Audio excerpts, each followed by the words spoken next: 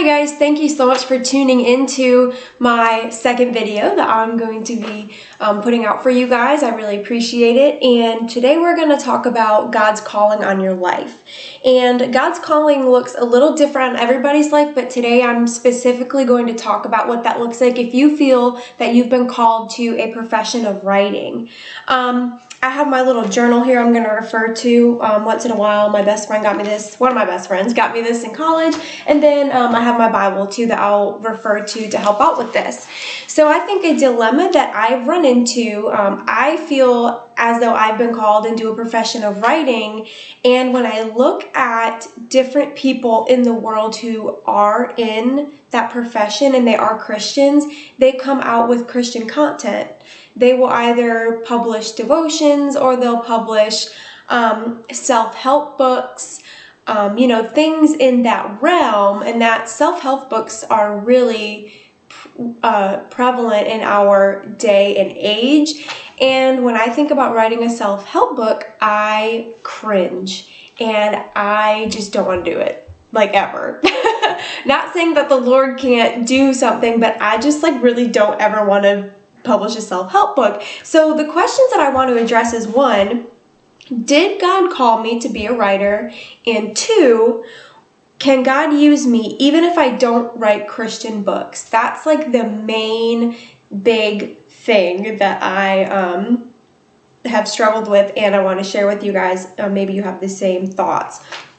So I'm going to start off with saying that if you're a Christian and you have the Holy Spirit and you know that the Great Commission says we are to therefore go and make disciples of all nations, you know that your duty in life is to share the gospel. That's what it is.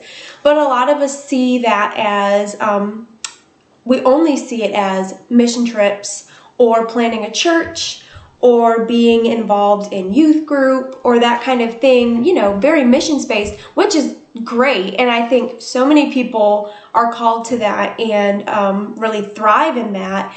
But there are other ways to spread the gospel, and you're not disobeying the Lord if you don't go overseas to China or to India or Southeast Asia or whatever, which is kind of a rare thought in our age, especially in my generation. My generation's all about traveling and mission work and all that kind of stuff, which is amazing. I love it. I'm not dogging it, but I am going to focus on the specifics of what that looks like for writing. So here we go. I would like to first refer to Exodus 31. So I have my Bible here. In Exodus 31, we have Moses who is leading his people through the desert out of slavery into this land that the Lord has promised. And the Lord reveals himself to the people who are traveling through the desert, and he wants them to create a temple, the Ark of the Covenant. He gives them specific instructions for what they have to create. So I'm just going to read this verse, Exodus 31, and we're going to do verses 1 through 6.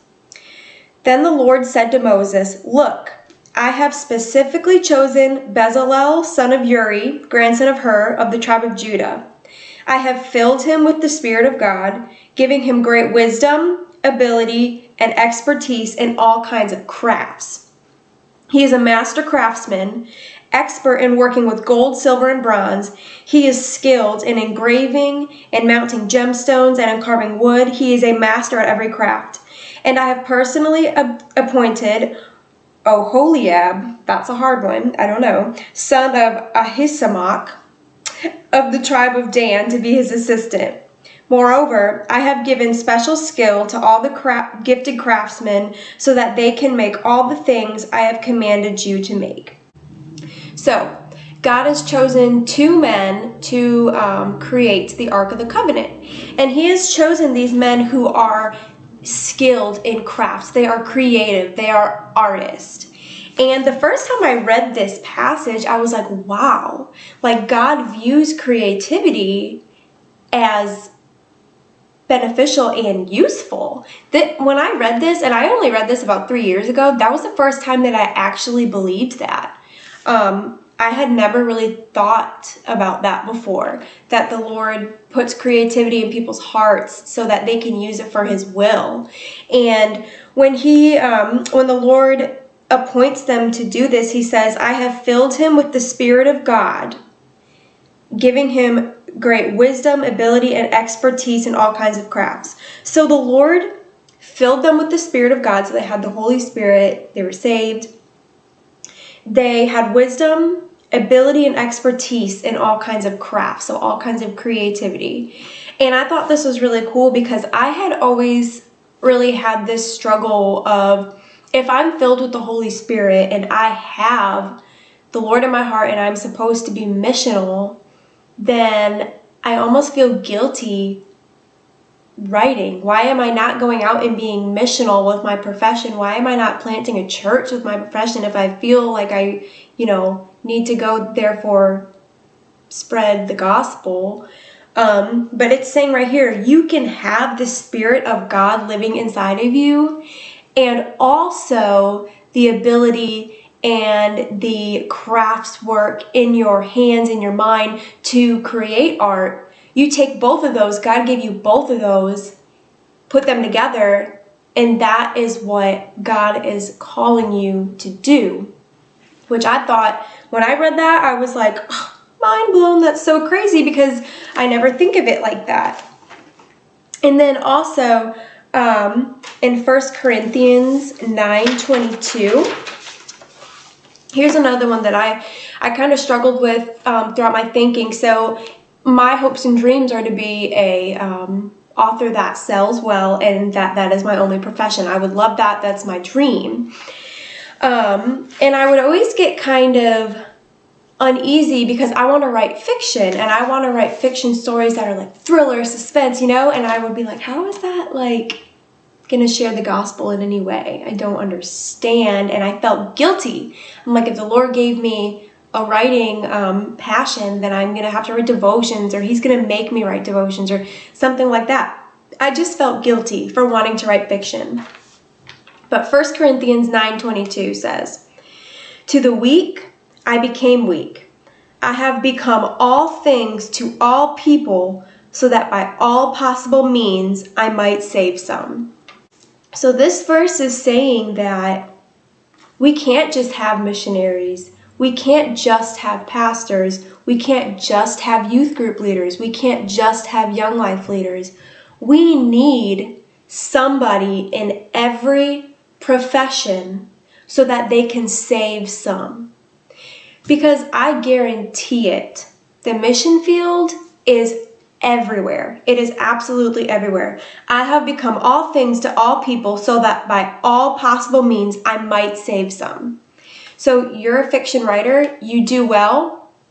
You don't write devotions, you don't write self-help books, but you do well in your writing. You're going to meet people. You're going to meet publishers. You're going to meet other authors. You could have panels that you talk on. You could be at book signings. That opens the door for so many conversations. You gain followers on your Instagram or your YouTube channel. Literally, it opens so many doors, and you have to become that person so that you might save some in that profession.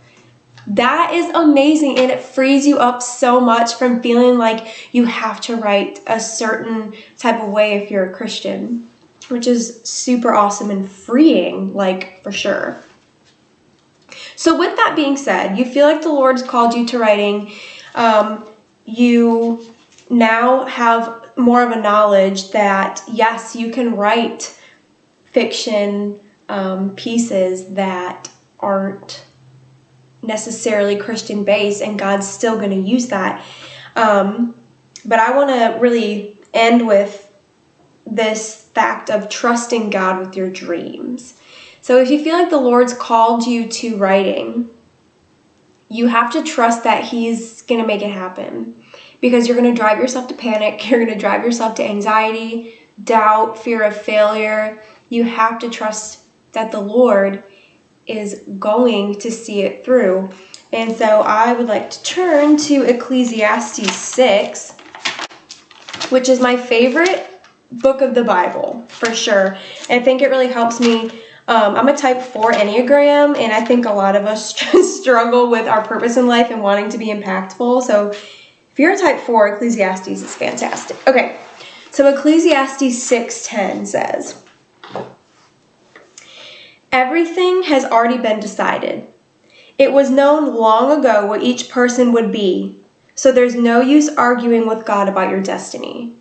Guys, if that does not speak to the heart, this verse is just saying, relax. It is already decided. God already knows what you're going to be. Don't argue with him about your destiny. He's got it. And I think this is really good because we, as humans, can really turn our faith works-based sometimes, and not really consciously, because we know that the Lord has saved us on the cross, and so we don't need to engage in a works-based relationship with him. But we, because we're human, we really turn it that way a lot. And so in my heart and in my mind, sometimes I'll be like, all right.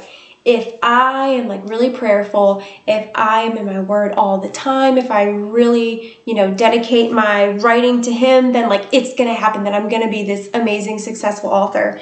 And while reading and praying to the Lord is great, I'm basically arguing with God to get the destiny I want.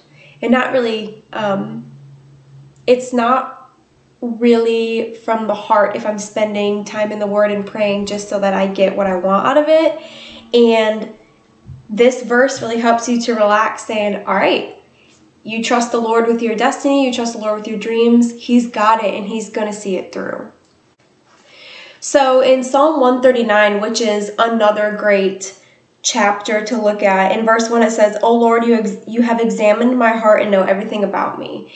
And I think that is amazing because I have all these passions in my heart that I want to come true, and I'm really afraid that he doesn't know how badly I want it, but this just tears that down. You have examined my heart and you know everything about me. He knows everything about me. He knows my passions. He knows what I want. He knows even where it's going to go. Because in verse 16 of this chapter, he says, you saw me before I was born. Every day of my life was recorded in your book. Every moment was laid out before a single day had passed. So guys, when you're sitting there worrying if your calling on writing is going to come true and what that's going to look like, it's not worth the worry, because every day of your life was recorded by the Lord himself already. Every moment was laid out before a single day even passed, before you were even out of the womb. Your life was written out. You're going to live out the destiny that was written out for you, and it's going to be amazing because the Lord wrote it, and everything that he does is good. Everything that he does is a gift. So I really want to keep that in mind when you start to have these moments of doubt. And then lastly, this is the last verse that I'm going to address. We're going back to Ecclesiastes real quick. All right, so Ecclesiastes, this one is Ecclesiastes 5, verses 2 through 3. It says, "Don't make rash promises and don't be hasty in bringing matters before God. After all, God is in heaven and you are here on earth, so let your words be few. Too much activity gives you restless dreams. Too many words makes you a fool." I think this is a good note to land on. It is great to work extremely hard for your dreams. It's great to research the best ways to market for your writing, to do all that kind of stuff. It's great to work hard. But are you working that hard because you don't have trust in Jesus? And you really have to think about that, because too much activity gives you restless dreams. Guys, the worst thing in the world is when you're working super hard for your dreams, but you feel so restless and so doubtful because you're not relaxing and putting your trust in the Lord. So that is what I'm going to leave you with today. So just remember, you don't have to write devotions. You don't have to write self-help books. You don't have to follow that path of that type of writing if you're a Christian and you feel called to writing, because God can use you in any way. You need to be all people for everyone so that you can save some. So yes, I'm gonna leave with that, and thank you so much for coming to my talk, sermon, devotion. I don't know, guys. But thanks so much for listening, and give me some feedback. Drop a prayer request, drop your dreams so we can, maybe pray for each other's dreams together for them to come true. You can never, never try hard enough. Just kidding. We just learned to trust in Jesus. All right. I love you guys. Thank you.